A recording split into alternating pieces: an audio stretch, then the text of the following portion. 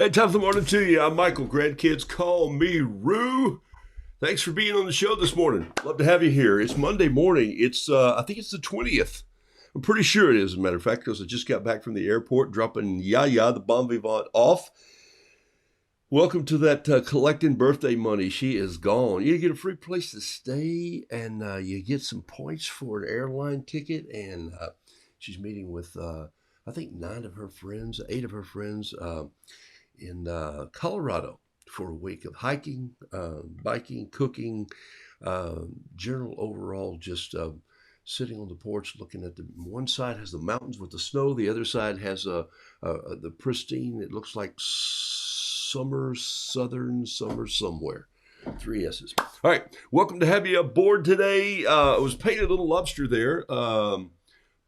But there it is right there. Well, I wasn't painting it yet. I was just sketching it with my everyday carry pen. This pen, some of you know this pen is approaching probably 30 years old. Maybe it may be over 30 years old. It came in a box. You know, I have the original box right here. Look at this. You're going to love this. These 2 pens came in this box over 30 years ago, and they were both the same color. There's no name on here. There it is right there. They were both kind of, they had a texture to them, almost like felt, and that's long since worn off. There was a hard brass pen underneath. There it is right there where all these are. Where this is, of course, is the fountain pen, which is not the greatest fountain pen in the world. It's not a gold tip or gold point or anything, but it does write pretty well. I keep Speedball ink in that. And I like it very much. What I love about these pens is they're heavy. This is my everyday carry. And when the original ink filter ran out, I was sad because I went to stores and I chased the name and I contacted the company, a German-made company, could never find the refills for this pen. So I started finding my own. And then about 10 years ago, when I started sketching with Pentel Intergel, yes, the Intergel Pentel 05. I went, wonder if that pen would fit here. And so I popped this off, pulled this out, tried it, and even though it looked good on paper, it didn't fit. However, it did if I went into the pen and took the spring and cut the spring in half, or maybe 3/4. So I cut the spring down and voila. So I'm sketching with a pen that I normally sketch with. So why did I tell you that whole story? Because when you get used to a pen that you love, you'll have to change sometimes because people will do away with it. Companies will go, well, we're not selling those like we used to, so let's jettison that, flotsam and jetsam, and they blow it out of the water. I've got a few dozen of these here, Pentel 05s, in case they do that. And they have before. Remember, they stopped making this pen. Yes, the ultrafine flare, which I sketched with for years. And they stopped making this pen here, which is a pen called the Stylus pen, which I absolutely love. They stopped making this, but I will hand it to Yasutoma because they actually designed this pen and they came out with the this pen. Even though I like this little case better on this pen is the Intergel. So there you go. There's a couple little pen tips for you today. This is the Gel Extreme 05. This is the Stylus pen, which has more of a flare in. I'm tough on these pens because I write like I'm still a blacksmith, and so that makes it kind of difficult. Anyway. Thanks for being on the show today. Let me say hello to some of you. There's my little bit. I'm going to finish this. I'm going to paint it with a different set of paints today. Sometimes you just have to say, hey, I'm going to stand out here by the fence until, boy, I didn't even those legs up too well on this. He's not very symmetrical, is he? But so what? Okay, that's funny. I don't see it. All right, here we go. Let me just say hi here. Sandy Rowe, good morning to you. Linda Lawless, Chris Whitaker, good rainy Roo. Yo, raining, huh? I love it. It's beautiful here today. The last 2 days, it's felt like Colorado. I went, hey, hon, you got to get on the airplane because it was 68 yesterday morning or 65 yesterday morning. No humidity in Charlotte, believe it or not. Whew. I'm drinking a little apple cider vinegar today with some honey and Weather's changing, still fighting some sinus stuff. Barbara Mayer, good morning. Jimmy Jensen, hello. Catherine Brousseau, Karen Binder, Cindy Wiltermood, Pat Brooks. Pat, I saw your post. Thank you very much. Pat posted out, she said, 1 year ago, we launched this book, Noodle Doodle Fiddle Piddle. Pat, look at this. I've ordered some. I saw where one sold Friday, I think, on Etsy, and I realized I don't have one here, so I have ordered some. So thanks for being patient, whoever ordered that one. You can always get them through Amazon, but someone ordered from me, and I don't know why it didn't say sold out on my Etsy store, but it didn't, so I'll get you one. This is not for resale. See that one? That's my original proof book that came in and made a lot of changes in that. Not in Pat's artwork, I might admit, but in my storytelling. Not just a few little words here and there where I went, why did I say that? Or most of the time I just... I left a word out, or I left a letter out because it's the way I type. But anyway, it's called Noodle Doodle Fiddle Piddle. It's it's Ruse Rules if I had rules. But, the main one that I do have for some of you, we'll talk about it today, is get behind the mule and just keep plowing. And that is so important if you want to be a good artist. And some of you are phenomenal artists, and you just keep plowing, and you're plowing creatively. It's fun to see. So this is great to share with kids, grandkids. It's all about balance. It's all about what sets you apart. It's all about finding your style. And they're short little stories. And by the way, these stories may be embellished a little for the writing, but not much. These are pretty much the way I lived them out and sort of why this came to be. Taking yourself lightly and also, whimsical art needs to tell a story, and blessed are the flexible, for they shall not break. The whole thing here was this whole story. There's the art here, and then on the back of that is the story. I did it that way on purpose. You would think, oh, why didn't he put this one here? Because if you ever want to just cut that page out, you've got the story in the painting. So that's why we laid it out that way. It's called Noodle Doodle Fiddle Piddle. Voila. John Robert Small, thanks, buddy. Thanks for being on the show. Denise Albright, welcome. Hot in Biloxi, Deborah Tauber says.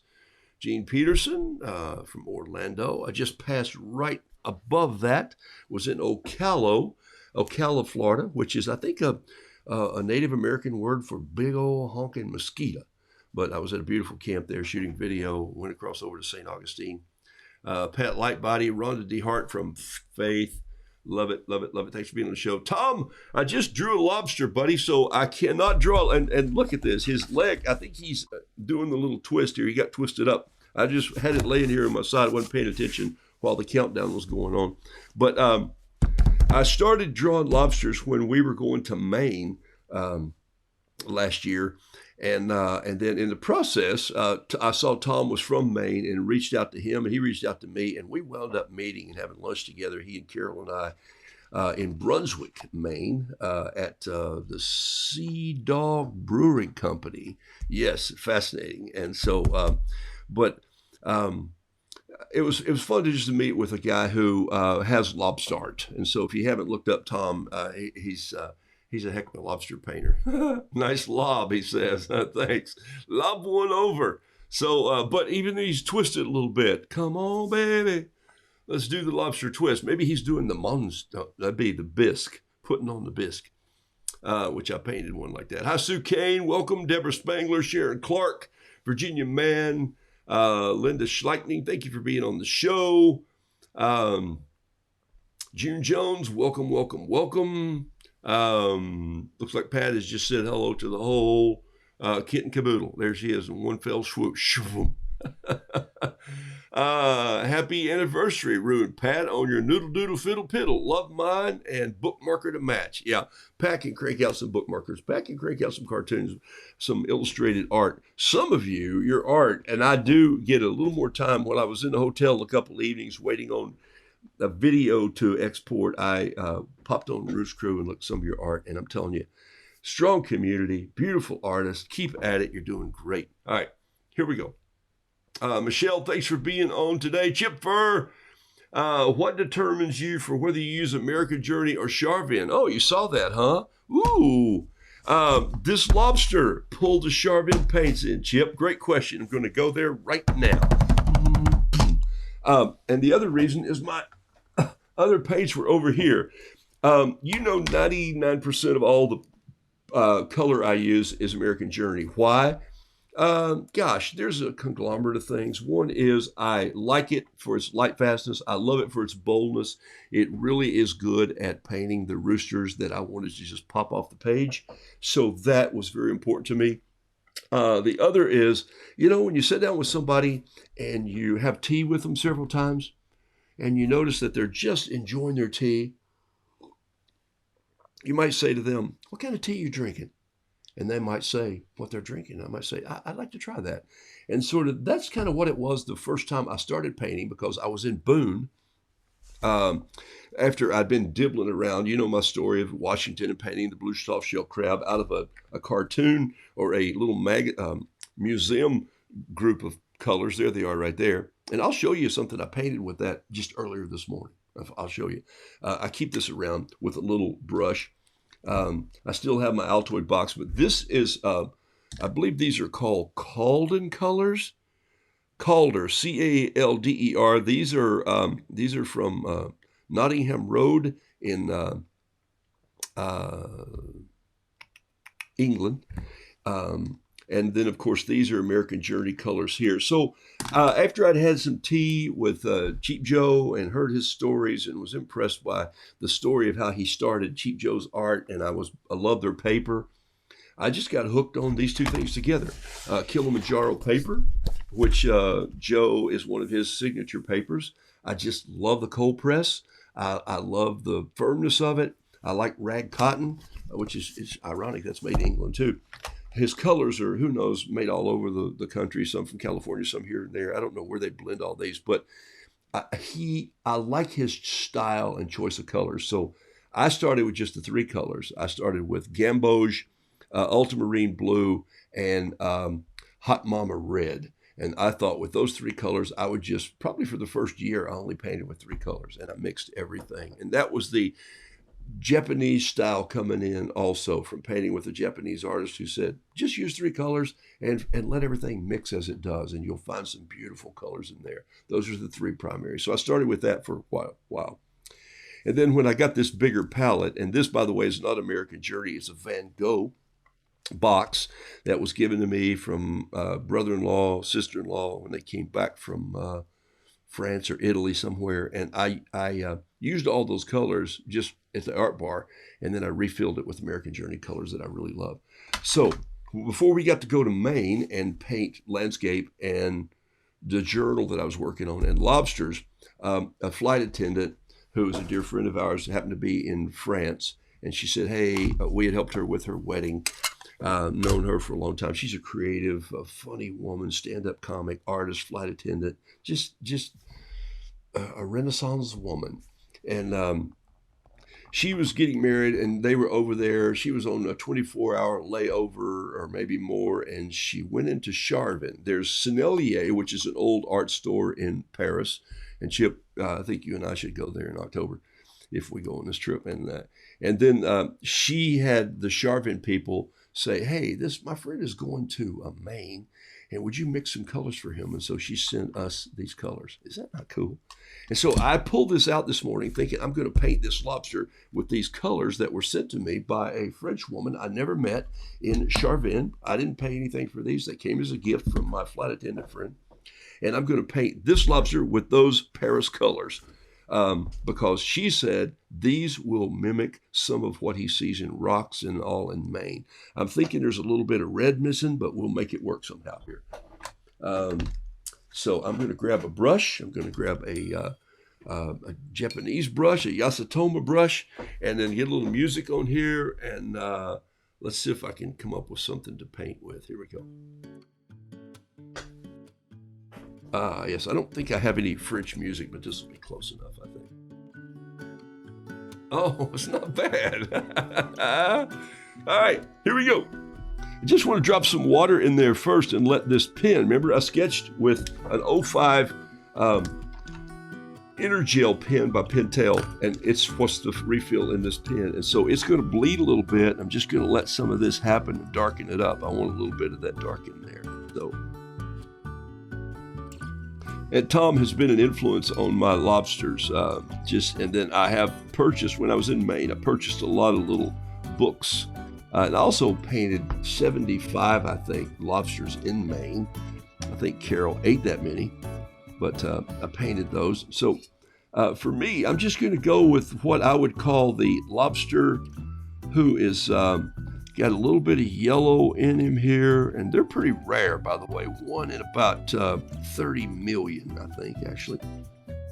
But I'm going to actually drop a little bit of brown in this one, too, just because I wanted to. And I'm not going to add a lot of color. We'll see what this color is right here. I'm just going to see by putting it on there. Oh, that'd be cool. I'll put that in here and create a little bit of orange. Yeah, there we go. See that?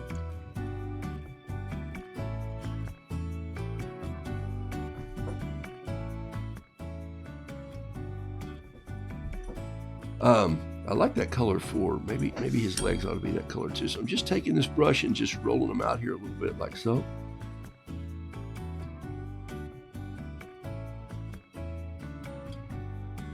Not trying to be too discreet or safe, just kind of pulling it down.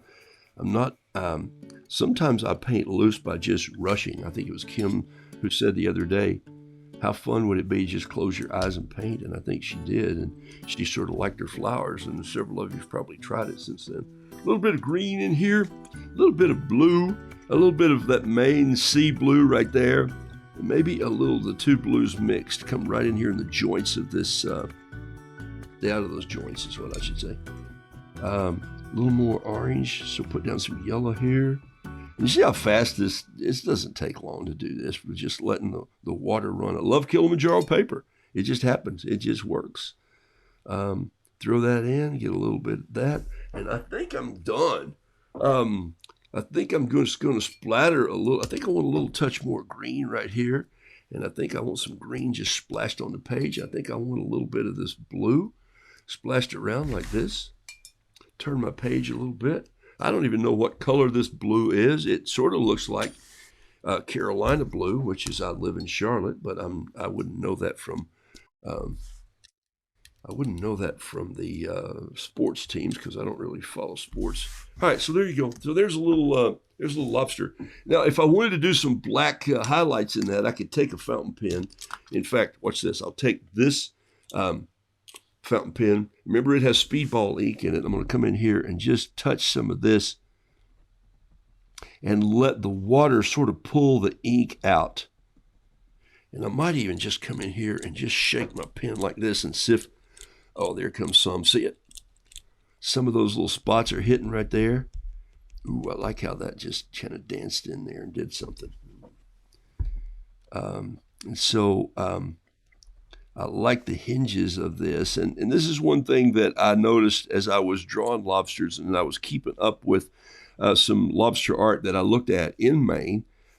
Yes, there's some lobster art there. Now I'm just dragging my pen through this paint and just getting some highlights.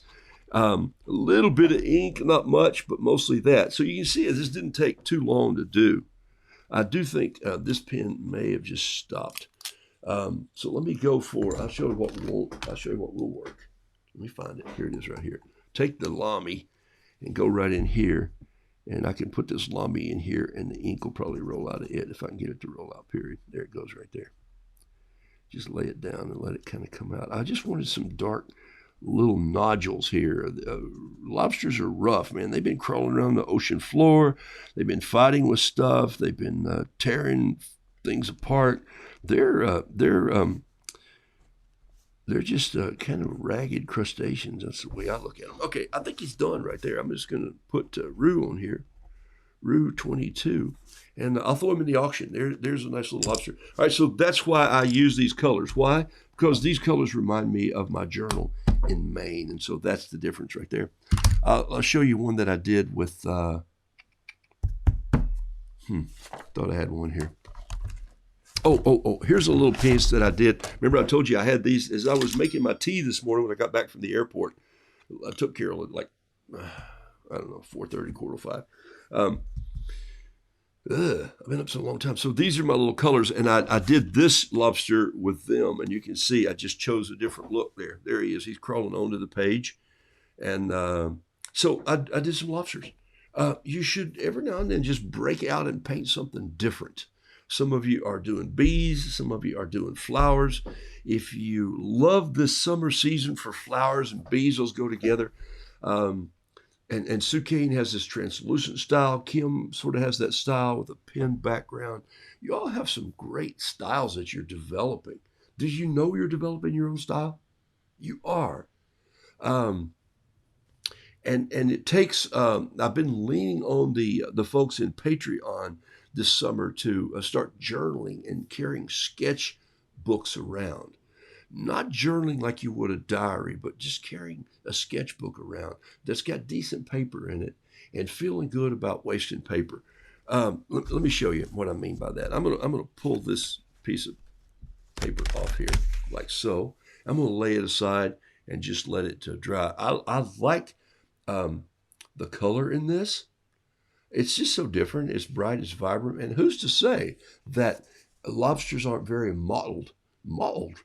It's very British, mottled, when you say that. And so that's kind of what I do.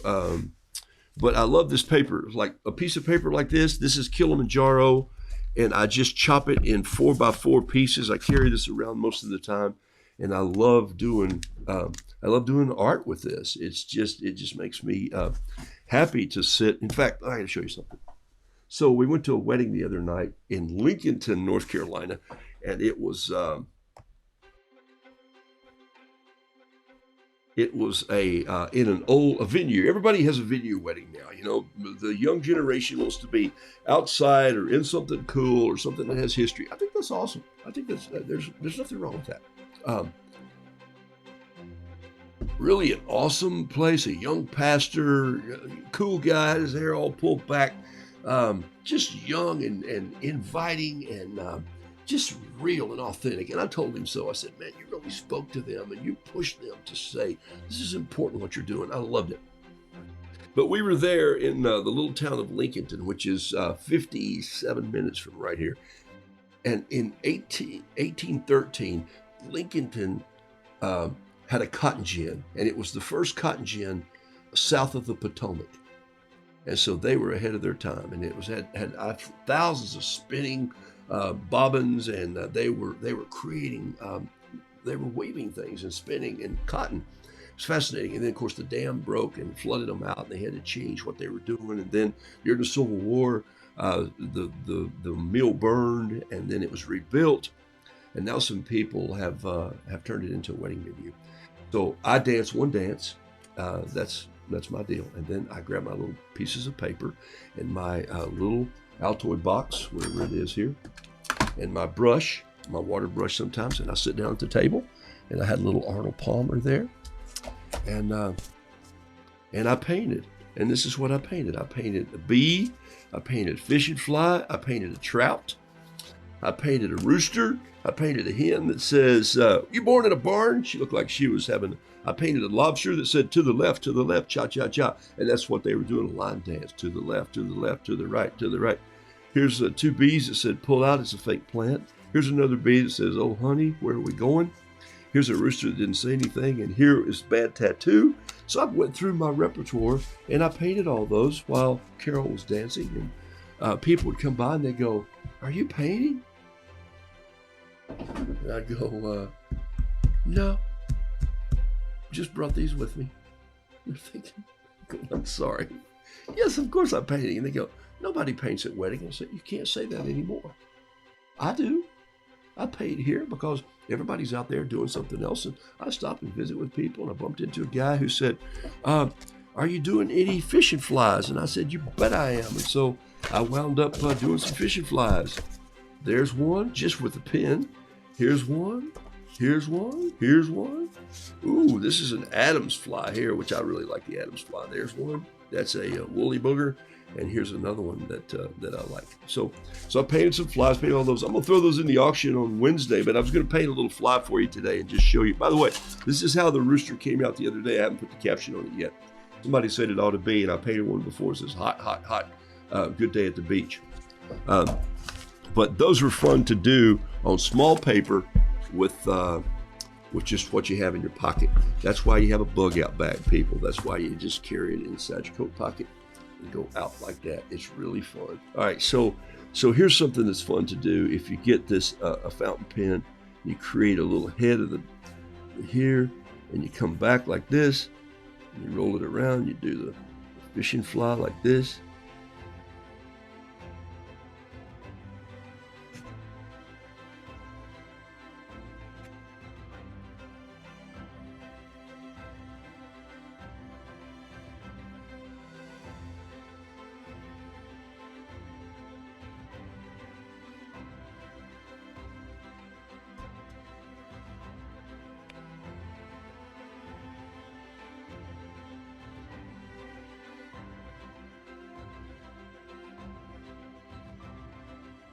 It's fun.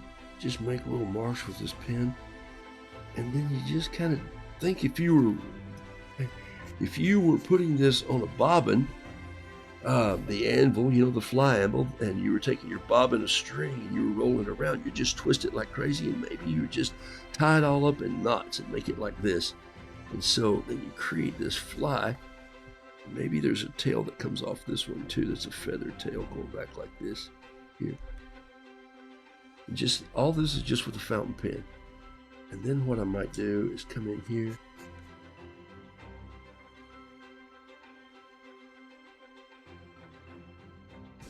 Might come in and don't those look like feathers? Yeah, to me they just look like blobs. But maybe come in with a brush. Let's see if I got a brush here. What have I got? Got something here on the desk. Come on. Here's a line brush. Let's just put a little bit of color in there. Let's put a little bit of orange just because it needs some orange, I think. Come right in here and just drop a little bit of orange right up through there, and maybe a little orange eye. And then maybe just some, this is a liner brush, by the way. It's called a Rigger, R-I-G-G-E-R. Some of you know this brush. It's great for painting lines. I'll tell you what a Rigger brush was designed for during the hot rod days, for painting those pinstripes on the hot rods. But also a Rigger brush was used before that. Back in the days of mills, M-I-L-L-S, and we were talking about grinding. We were talking about, this was never really a grist mill over there. But somebody asked me if I'd ever been around mills. I was looking at all the gears, and I said, no kidding. Yes, in fact, in 1984, I got to build a grist mill. Grist mill being different than a thread mill, and so it was really fun to do that. And some of you have probably seen that video, but it was really fun to do. And all the mills that I had from up in North Wilkesboro were pinstriped. All those guys did designs. They came from the shop. These big red oak timbers. The timbers were painted red, and then they had a black with titles and all pinstriped.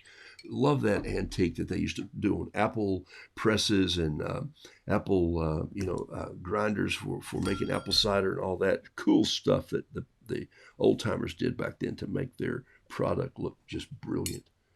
I'm into that stuff, and this brush would have been used to create that.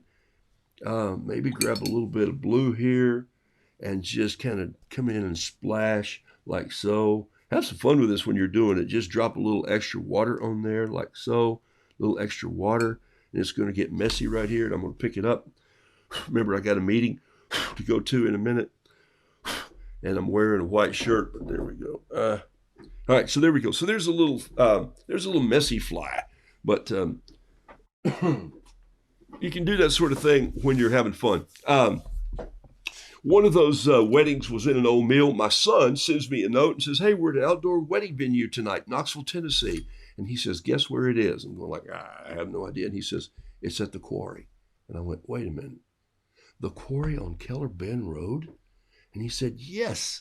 And I'm going like, but I lived across the street from that. And I mean, it wasn't even a street. It was a lane and a half county road, and I lived across there. Our pasture, our clover pasture for the bees was right there. So I'd go down and cross the fence with my little 22. And when the quarry went out of business, and I'd go through there and walk the cobblestones and shoot down into the pools. And in the wintertime, I was telling him I used to throw rocks down into the ice, and then I'd move around and shoot around the rock to get it to sink. And there's nobody around for miles and miles. It was a young boy's dream to grow up in the marble quarry. And when I was a kid, I'd go to where the big steam house was. And Mr. Lumpkin would let me climb up the ladder and get a hold of the ring and pull the brass whistle for dinner time. He never let me there during the blasting, and that was 3 long beeps and then 3 shorts, and everybody would clear out. But we would go back up in our pasture, and we could see the top that they were dynamiting off. So now it's turned into a wedding venue, and he sent me pictures of these big cobblestones and big pieces of granite that were blown out of the way to make room for the white Tennessee marble that came out of there. My dad took me to where the marble truck delivered those in Knoxville one time and let me see the machines that saw those into the lintels that would go underneath your windows back in the window seal. Pretty cool. All right. Any questions this morning? Let me jump in on that. If there is, I'll just go. Remember, if you got a question, you can sometimes just do QQQ and I'll search it. Nega. Okay. Not any there. Special bookmark. Don't know what that question was about. Heather Kuhlman, sorry you've had some vertigo, my friend. Wow. Yeah, life goes on and it gets tough. Apple cider vinegar making me pucker at the thought. Yeah, no kidding. It's pretty nasty. All right. Fern says hello. Tom, lobsters have imperfections like people. Doesn't affect the taste, though. Oh, yeah, that's right. You're referring to the lobsters, not the people. Yeah,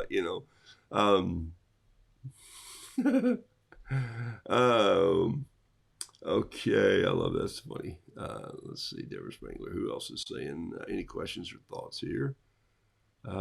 Lisa Predesor, thank you for being on the show. Laura Stanley Handelmeyer Henderson, glad you're on. She says she was late. Cool. Sharon Clark did some stickers for VBS. Watching for, okay, a Paris original. Oops, thinking musicals.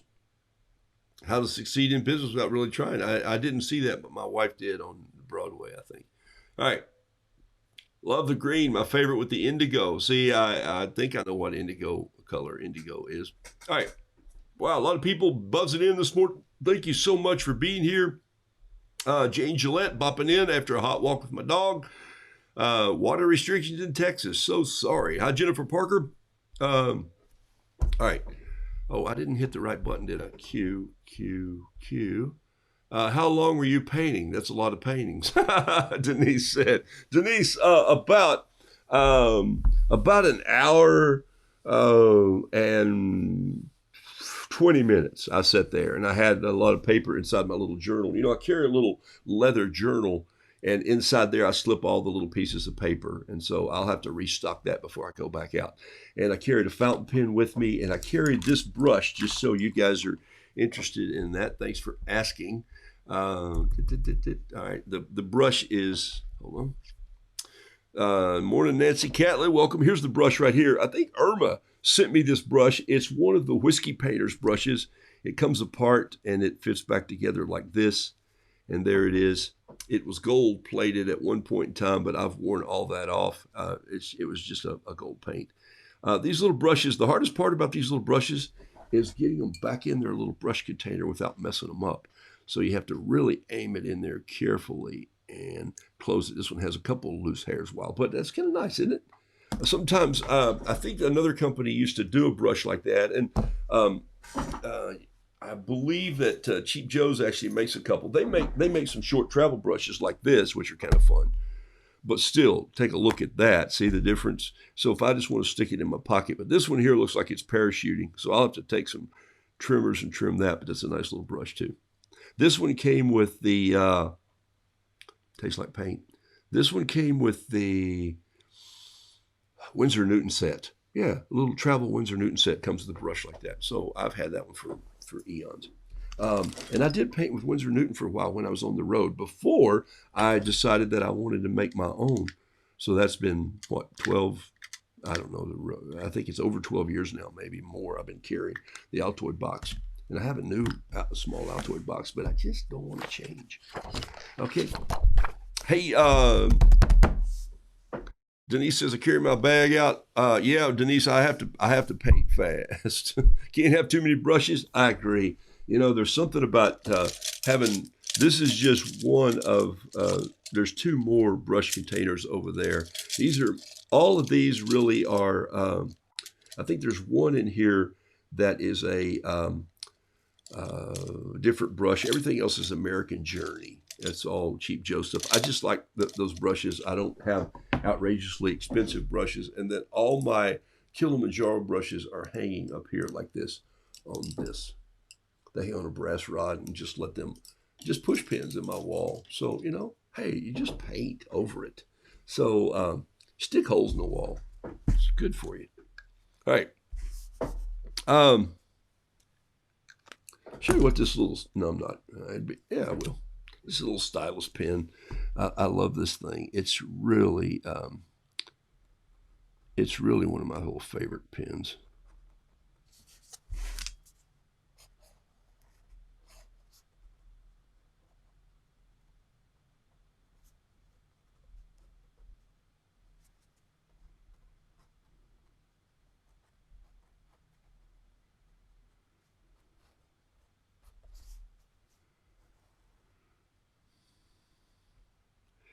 Sitting on the edge of that mill the other night made me really want to go fly fishing. And so this gentleman came up. This is what got me into the flies again. He said, "Hey, do you ever paint trout?" And I go, "Nah, I don't. But I could maybe if I sat here." And so I did one. Where is he? Where's the trout I did? He's kind of raucous. I don't know where he is. Oh gosh, I lost him. Here he is right here. There's the trout that I did. There's a little trout right there. He looks more like a smallmouth bass. No, he's got a trout nose. He's pretty good trout nose. Okay.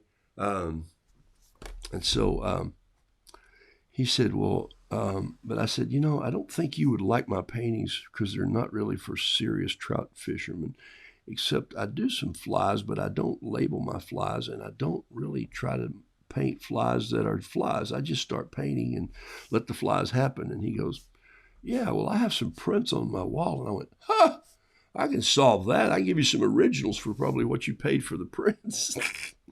And so anyway, so that's kind of how it all came to be there. So I don't think I put all those, I messed this fly up. They don't have legs in the rear end department. All their legs are in the front. They couldn't fly if they did that. So but that's kind of where I'm going to go with that.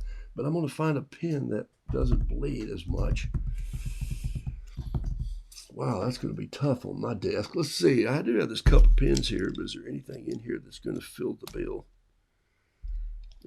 One should think. Oh, look at that. What's that right there? Is this a micron? Man, I must have lost that in the. Somebody must have dropped this on my desk instead of me. There we go. There we go. All right, I put that in there. And then we'll come in here with a little bit of this. And so I need a little bit of music to finish this fly, don't you think? I think it's got to be a little lazy day on the river. Hey, Terry Tardy, welcome to the show. Just saw your name pop up. Blessings to you. Hope you're well. Here. Just use this little brush. Show you what it's like. What do we got? We got some good fly colors in here. Yeah, we got a little bit of fly color in here. Let's see what this fly color is right there. That's a little blue-green. I think that's stone. There's a little better green right there. Fly color.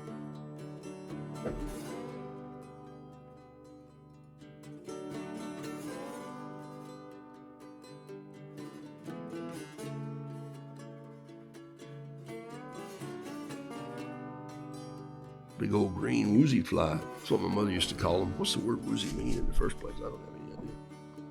There's a big woozy fly. I think in East Tennessee, sometimes you just make stuff up. I don't know. I'm sure I did. Wait, I still do. I'm not kidding.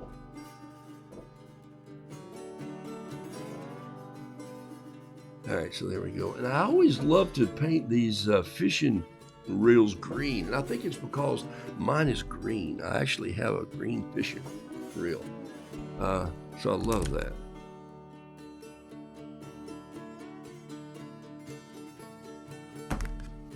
I'm long overdue to go trout fishing, so I've got to get outside and just go do it. That's all there is to it.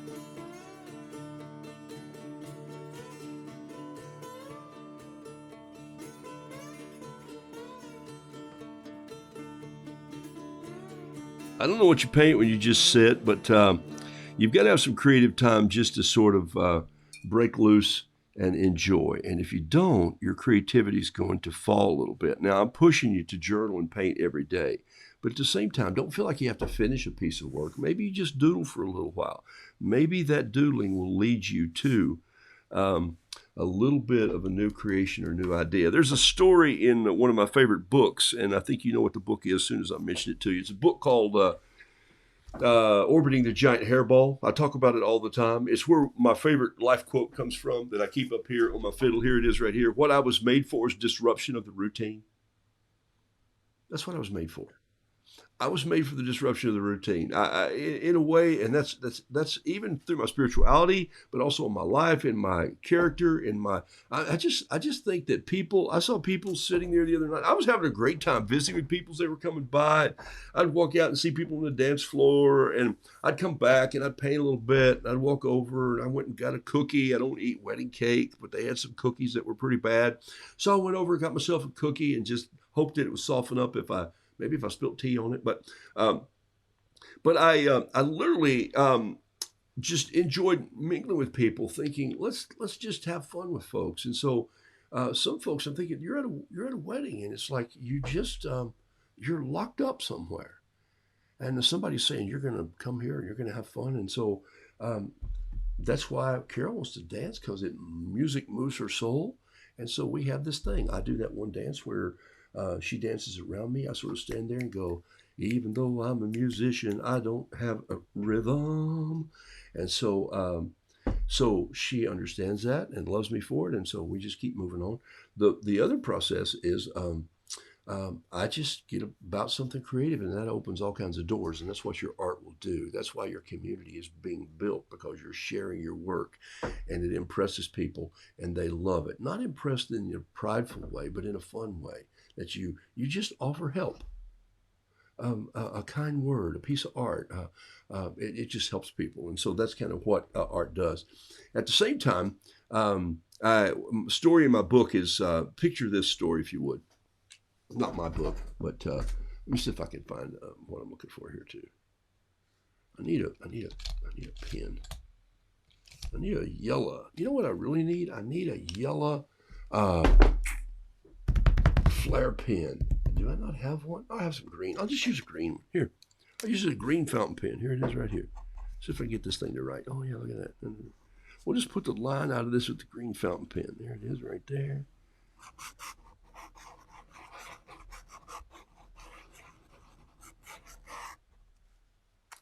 Perfect. Look at that. Did it. Right here.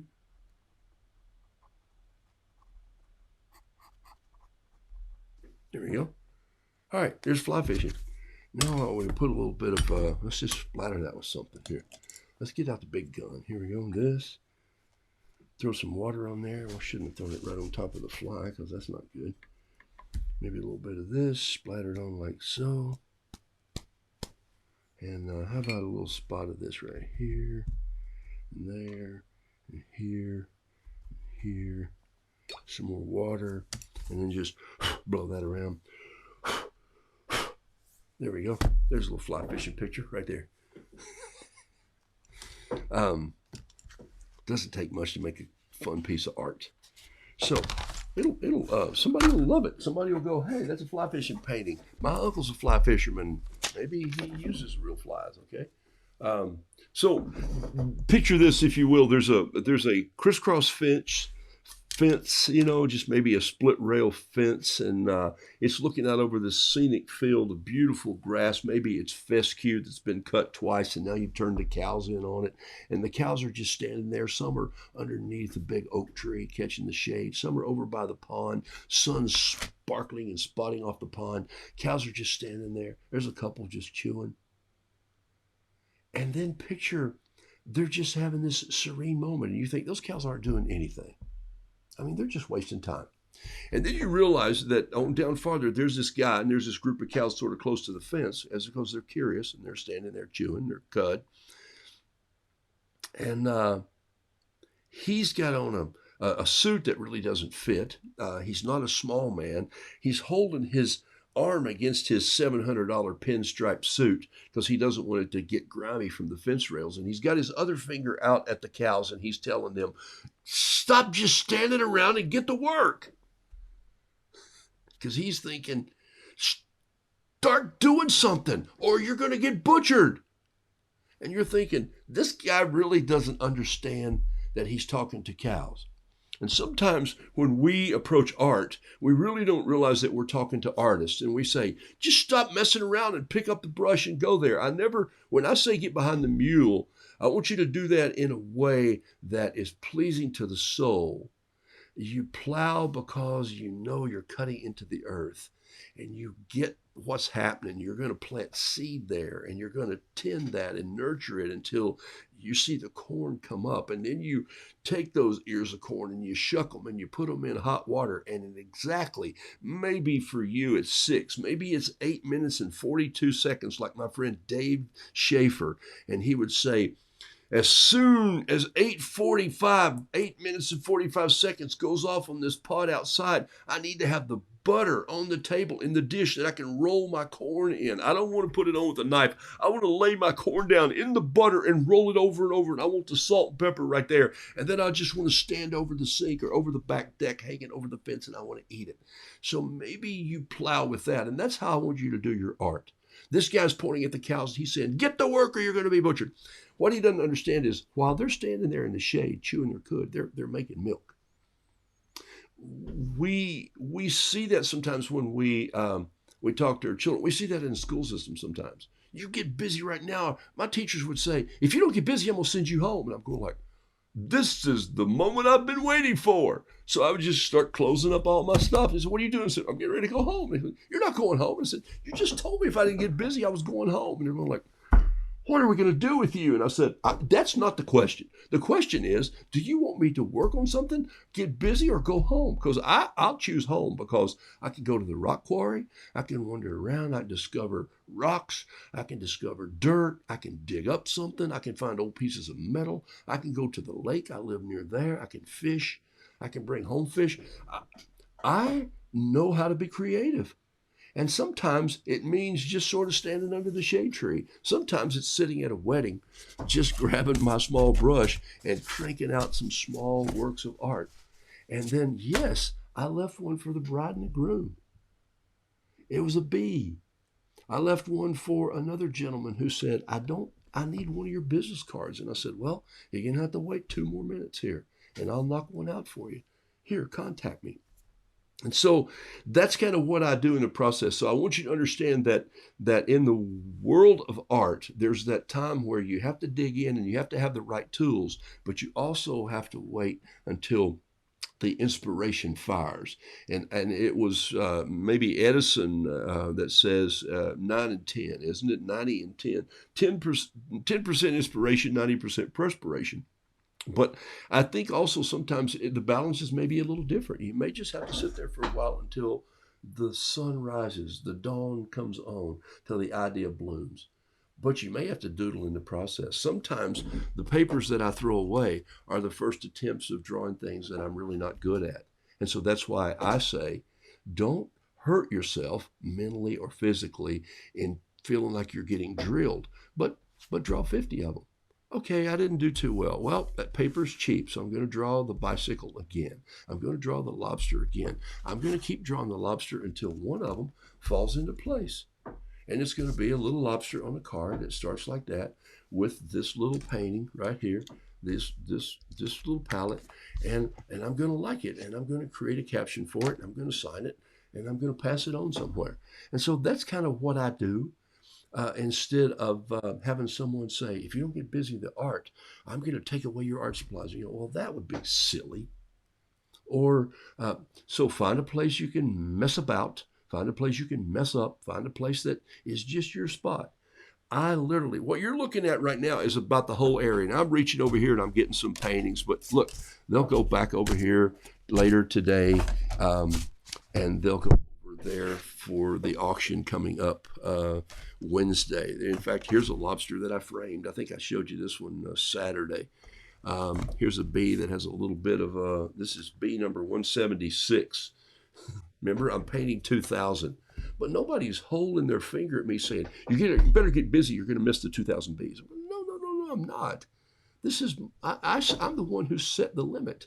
I can just do that if I want. So here's a bee right here that I'm going to do, or that I did. And it's my biscuit bee. I love that biscuit bee. If God hadn't created a bee, there'd be no need for biscuits. So change your palette maybe today, change your brush, change your size of paper, and just doodle a little bit. I'm going to do this bee over again because I really do like him. And he's going to be one of my favorite little bees that I do. And I think the caption says we all need help sometimes.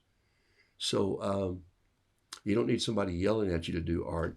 You just need your soul and spirit to say, I want to create something. I want these hands to just make something fun. And then lighten up on yourself. You may be the ones doing this. If I don't get busy, I'm not going to be a good artist. No. Don't self-pound yourself into doing it. Just let it happen when it happens. But you might have to set an expectation or set a time to do it. There is some discipline, but there's not a forcefulness to that discipline. That's a strange balance, isn't it? Yeah. That's part of that art balance too. So I want you to work on that this summer as you go through and as you travel and as you journal and as you carry art supplies around. If you ever feel embarrassed about carrying art into a coffee shop and cranking it up and thinking someone's looking over my shoulder and I'm not that good, you can always say, I'm learning. I'm thinking like an artist. Somebody had to start playing violin somewhere, you know? Even Picasso wasn't good in the beginning, and some say he wasn't that good in the end. Because I still can't figure out that dude's art. Okay? So the point is, paint what you love, and then let it fall where it is, and be satisfied with that. All right? Just do it. It gets easier. Yeah, no kidding. I haven't seen Bob 33 in a while. He needs to know about Wednesday's auction. Yeah. I don't think I've ever perspired while painting. Chris Whitaker, you got to go outside and do it. Doodle is a great word to rhyme. Yes, doodle is a poodle noodle doodle. Mark Langston, crazy guy. And that story, by the way, is from one of my favorite books, by the way. And I took it from Gordon McKenzie's book, Orbiting the Giant Hairball. And I've had this book now for, goodness, I don't know, 12 or 15 years, maybe more. I think the book was written in the 80s. And I talk about this book a lot. Let's see. Oh, no, 96. How about that? 96. And so 1996, we scheduled to go see him in 2007. And I found out that he had passed away, and I was so sad for his family, but also I was kind of sad for my friend and I, because we wanted to sit down with this guy and ask him questions. He was with Hallmark for 30 years, and he realized that, and it took Hallmark a while to realize that the best artist they had doing cards was Gordon McKenzie. He sold more cards than anybody else in Hallmark. But every time that the CEOs, the CFOs, and the COOs, and all the C's in corporate conglomerate goofiness, that'd be CCG, would get together, they would want to pull him into these meetings. And every time they pulled him into the meetings, his work kind of crashed. And he finally said one day, if you just let me alone and let me stay outside what y'all are doing, I'll create great art for you. And so they didn't know what that meant. And he said, well, your organization is just one big hairball. I mean, it's just a messy hairball. If you let me just stay attached, and what I mean by that is umbilical outside this hairball, let me be Let me be paid by you. Let me have the benefits of you. Let me, even if I have an office, fine, but I may not create there. I may create under an oak tree by a fence somewhere. Let me stay and orbit around that. And guess what COVID has done in some cases? It's let people orbit the giant hairball.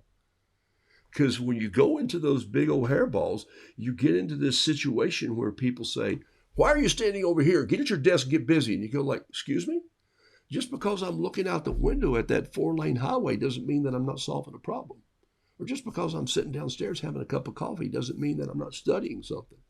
And so for me, I'm like a bee and I hit different flowers. And that's kind of what this guy was doing. And of course, he leads me to my favorite chapter, which is chapter 19 on page 189. And I memorized it, don't even have it marked. But I'll go to it, 189. Here it is right here. He drew this little airplane. Don't you just love his drawing? There's nothing about perspective that's right. The wheels are coming down. It is so third grade. And he probably drew this when he was 50.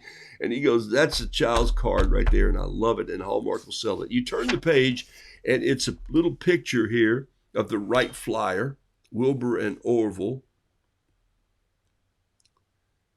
And then it says right here, and you've heard me say this before, Orville Wright did not have a pilot's license. Man, I use that line all the time. People say, I don't understand how you know how to do this. And I'll go, they say, can you do this? Is this okay if we do this? And I'll go, Orville didn't have a pilot's license. And they go, whoa. And I go, who has to give you permission to do this? No one. And by the way, if you turn the page, it's chapter 20. That's the whole chapter 19. No wonder I love it. Orville Wright didn't have a pilot's license. It's one of my favorite quotes from this book. He was an artist at heart, and he learned how to stay outside the hairball. So if you're an art teacher, if you're teaching your grandkids, follow their bent. Maybe some want to paint flowers. Maybe some want to paint dinosaurs. And you think, gosh, for about 4 years, all my grandson, and now he's probably turning 15, but when he was a little bitty guy, all he painted was Sonic the Hedgehog. But he had Sonic down. I mean, he could do Sonic with his eyes closed. And I'm thinking, like, I just don't get Sonic. But you go for it, man. And now he's drawing cartoons, and now he's editing, and now he's going to wind up making films because he understood that process, and he just let it bloom inside him, and he loves it. So that's my prayer for you guys as you continue to build this community, that you don't give up, that you stay behind the mule, but that you don't let it drag you down either. When some days you just go, I think today I'm not excited about art, then that's time to go to the library, or it's time to go get a cup of coffee with a friend, or it's time to go to an art gallery and see what other people are doing. That's both great and not so great. Great because you love what you see, not so great because you go, oh man, I can never do that. I'm not good at that. That's not going to be good. So you have to realize that there's always going to be people who are better than you. I say this, and some of you think it's false humility. It is not. There are painters watching this show right now who paint better than I'll ever paint. I may have more fun. I may connect with more people. I may even sell more art than you do. That's not bragging. It's just that I go after the market that I enjoy. But I've learned not to feel bad for you or for me. I've learned to celebrate you and your art. I hope you get to the point where art sustains you in a way that you and your wife or husband can go out to dinner, that you can take a trip and paint on that trip, that you can pay for an automobile that you need to put your easel in and drive around for a while and paint. All those things. Look, I don't know many artists who survive just by doing paintings alone today. They either have to write or pitch or sell or move or travel, or it's tough. But I do know some artists who are enjoying what they do, and they go to the studio and they show up, and it doesn't feel like someone's pointing the finger and saying, get busy or we're going to send you home. It's not that. So that's my soapbox message for you today. And I just wanted to share that because it's been on my heart. And that came out of me sitting at a table with a glass of water, a cup of coffee, a Arnold Palmer, non-alcoholic, just because that's me, So you can put in your Arnold Palmer whatever you want to, but Arnold likes sweet tea and lemonade because I met him once and asked him about it, and in Ponte Vedra Beach, Florida, and then on Bay Hill Country Club in Orlando. I was shooting a video there, and so we talked about Arnold Palmer, and I even got to build a 13-foot umbrella that was his logo and hang from a tent that spun in the tent during the tour of the tournament. And so it was a fun world to hang out in. And all that helped my creativity and imagination because I just had to go and waste some paper and think, I'm going to build this thing, and what's going to make it turn? And what if somebody gets their hair hung in it as they walk by? And what's the insurance rating on this? And all that sort of stuff that I had to think of. My point is, I sat there and people came by and some were going like, you're painting at a wedding? And I go, yep, can't dance. And they would smile. You're like, did you just paint that? And I go, no, I got this out of a cereal box. And they go like, you're just being silly. And I go, of course I am. And they go, well, I want to see you paint something. I said, what would you like me to paint? And they'd say, the Eiffel Tower. And I go, sorry, I have to do that when I'm in France. And so I started conversations, and that's how I got to the flies and the trout. And then that led me back to honeybees. And somebody asked me why I liked honeybees. And I said, my dad was a beekeeper. Oh, no. So that became my place to set up shop. So find that place if it's a coffee shop, if it's a library, wherever it is. So there you have it. All right. Any more questions? And then I'm out of here.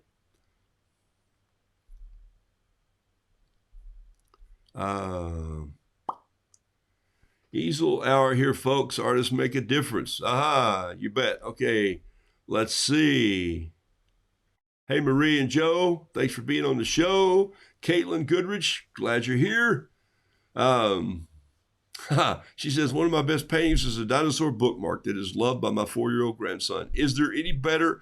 I don't think so. All right, awesome. Sharon Duke, welcome to the show. Karen Pulver says, thanks for the encouragement here. I started putting my art out there, and now I do sell and give away my paintings, and it's paid for a trip to my daughter. Don't you just love that? I gave some money to my grandkids this year to go to camp, and so I love it when that happens. I meet many people painting at my local cafe. Great place to do that. And I don't put my art in galleries, except I have some hanging at a local coffee shop, and that's really a fun place to have it. And people come by and they go, these are your paintings? I go, yes, I signed them. And they went, wow, what else do you paint? I go, nothing. Why do I need to paint more stuff? This is enough. So they don't know what to do with me. And then they still ask me this question, and I'll leave you with this. Are you an artist? Doesn't it seem obvious when I'm sitting with paint and brush and I have a little piece of paper that someone would say, oh, are you an artist? And I bite my cynical, quick-quipped tongue and say, no, but I think like one. So there you have it. Hey, before we take off today, have a sip. I'm looking at my wall here, and I got 2 texts I need to send before I run out for a quick meeting with a gentleman. You can think about me today. I'm going to meet with my friend who just bought the prison. Yes, and I love telling that story. Hey, I've got this friend who bought a prison. Everybody goes, okay. What for? I said, oh, you got time? I'll tell you the story. So that's it. Have a sip. Send somebody a note today. Send them a card. Wednesday, 8:57 p.m. Eastern Time. That's 8:57 p.m. Eastern Time. I'm going to do a little live auction right here. Carol's out of town, but I'll clear off some of the desk. I'll move in a little table with some paintings here. I'll throw a few down at a time, and we always start and have fun. So pull up a chair, a drink of your choice, and we'll have some fun. Got a lot of little small paintings. Oh yeah, you think? But I'll group some of these together, and so if you want a little fun original to toss to someone, there'll be some of those. The fishing flies will be in that too, I think. And I'm going to paint one more of these probably today.